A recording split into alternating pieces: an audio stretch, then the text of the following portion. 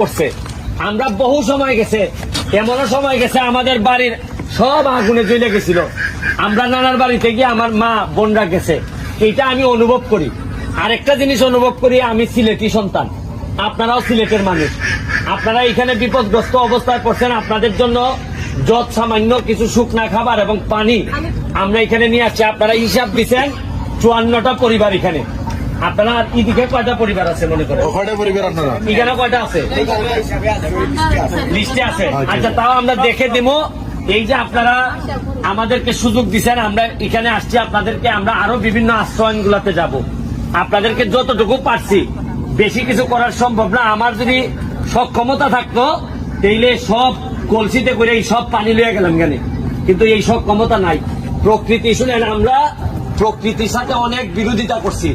আমরা জায়গায় জায়গায় আমরা দুর্নীতি করছি, আমরা গর্ত ভরাট করছি।